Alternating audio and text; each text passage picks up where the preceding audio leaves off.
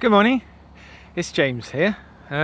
Today I'm going to start a series of videos where I'm going to explore the inside of the boat with you and show you what it's all like inside, because I know I find the inside of like small dwellings to be really fascinating, something that's interested me for a long time, not just boats but anyone who lives in tiny houses and cabins and sort of has slightly unusual sort of lives. I've always found it really interesting, so I thought yeah, maybe you'd find it interesting too. So part one is going to be the Cratch.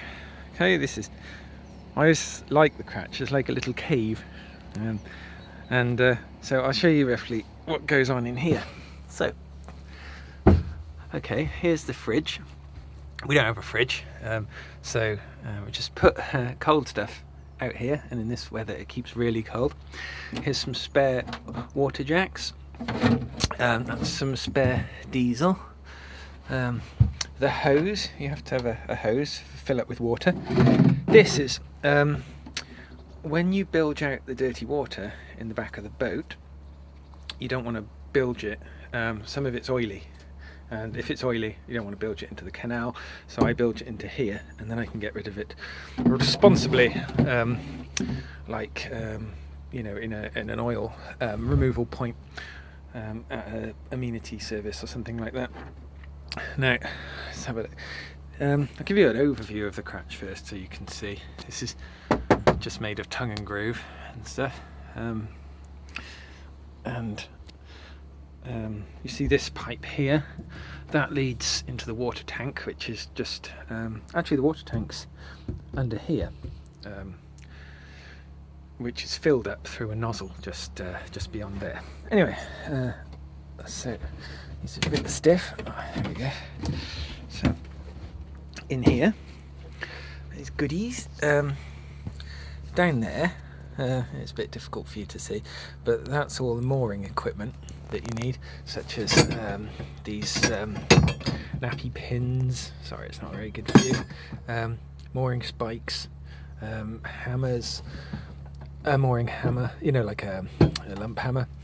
That's a windlass for doing locks. There's a plant pot. A lot of this stuff was here when we bought the boat. I wouldn't have personally bought a plant pot, but I'll give it to somebody. I don't need a plant pot. Wellingtons, because some of the towpaths can be very sodden in the winter. That's a bag of sand. The old owner left that behind, and that's for making the gunnels here, which you walk along. When you've painted them, you sprinkle sand on in order to add some traction. So when I paint them, I'll put some sand on. This is an anchor here. That's the end of the anchor. That's for if you go in rivers. These are the sills that go on the top of windows, which weren't attached. Not sills, I guess they go on above the windows to keep the water off. And there's all my big bag of all my spare rags in there. I actually write on the outside because I forget, although it's now technically inaccurate because I've changed it. So that says mooring and hoses, and windlass, that says sand and diesel cans. But anyway, this is my toolbox. This is normal tools, so a lot of these things are very important. You need a big spanner for a couple of reasons, but the main reason I got this spanner is for undoing gas bottles, because you need a big spanner for changing gas bottles. Pot riveter are useful, though it's not very good. I suggest not buying this particular model. The pot rivets get locked in it. Wire brushes for scouring all the rust off the side before I paint. Some chisels my father gave me. Oh, look, a visitor. It's Sheldon. Oh, that's something that cats love it under the Cratch. Yes.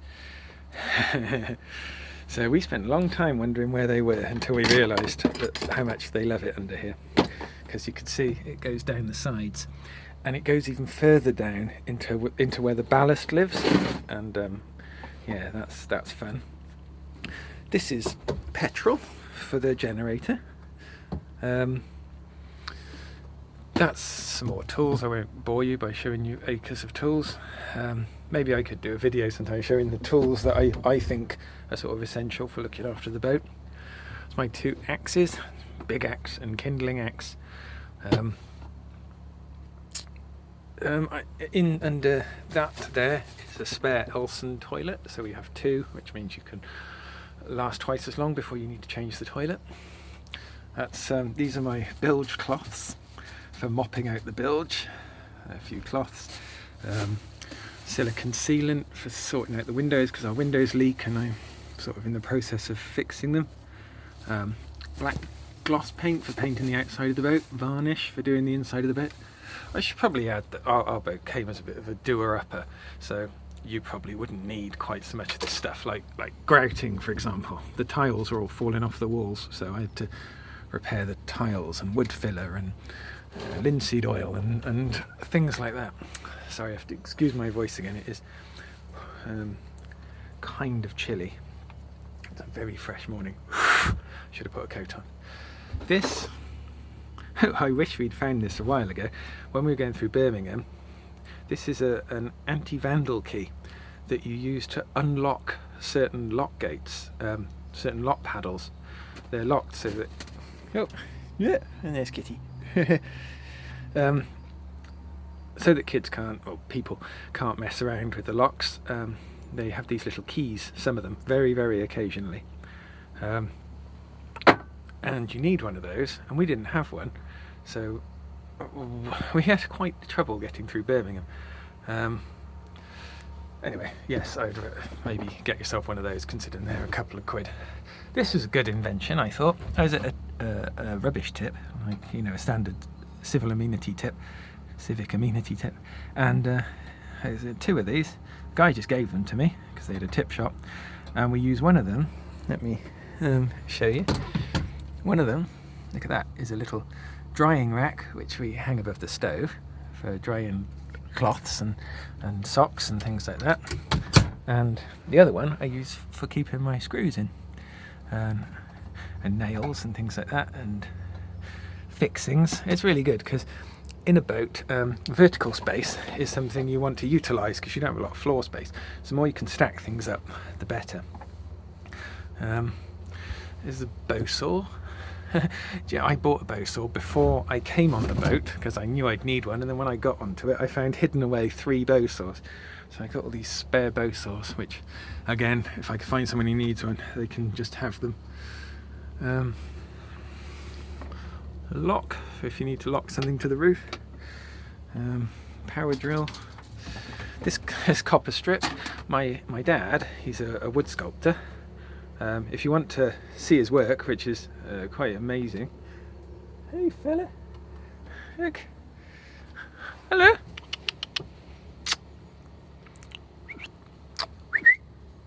Hello. Hiya. Morning. If you got food, she'll be with you all day. Oh. Sorry, I'm easily distracted. Yeah, my dad's a wood sculptor. You can see his. I'll put a link in the comments. IanNorbury.com.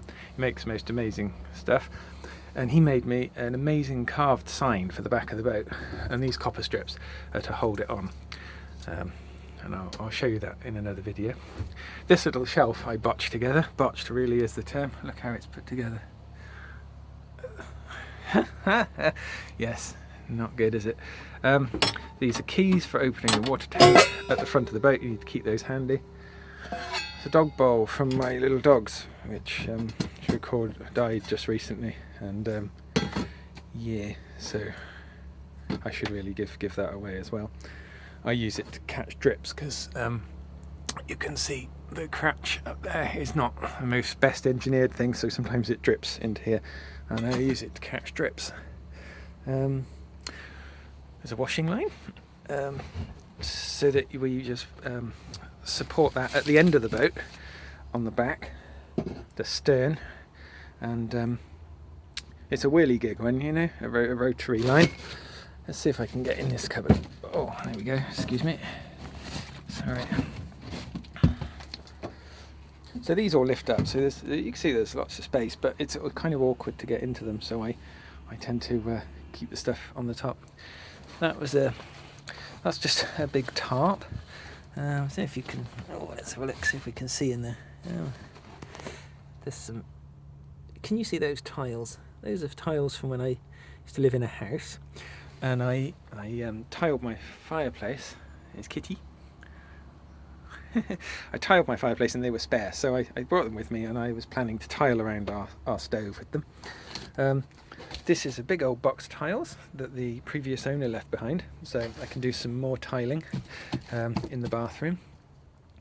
And that's the recycling, because there is a recycling point where we are, so take any cans and things that you need to. And in here, oh, that's not very useful, is it? Oh, there's Princess Leonard. This is a big tarp that I got in order to cover the back of the boat up. There we go. This is my ropes and fenders compartment. I did not notice that. Those are my 2 dog leads. Yeah. So anyway, yeah, these are my ropes and fenders. There's a spare tank for carrying some water. These ropes I found in bins. You know, but I mean, look at these. I know they're not perfect. They've got marks. See, like here, you can see it's worn. So from hire companies and things, they wouldn't probably keep ropes like this, so they just chuck them. But for me, they're amazing, because you can. This is a rope I just found in a bin. This one here, you can see it's a little bit worn there, but that bit's not actually doing anything structural. So. You know, it's a lovely rope, so it's really soft. It's a really good rope. I sort of prefer this kind of rope to the hemp rope. It's nicer on your delicate hands. And what you can do, you can make short custom ropes so that with different mooring equipment permanently fitted to them. So when you park moor, you can go, oh, this is a job for such and such a rope. I've got one pre-made, and you can whip it out and hook it on. I think that's quite useful anyway. I don't know if that's the done thing. These are straps to for when we use our little trolley to take water back and forth and things like that. Basically, there's a washing line, bungee cords. That's a good tip. That's a old go-kart tyre from the tip shop. I bought 4 of those for £4, and you can make fenders with them and various things like that. So you know, put a bit of rope through. In fact, I'll show you what I did.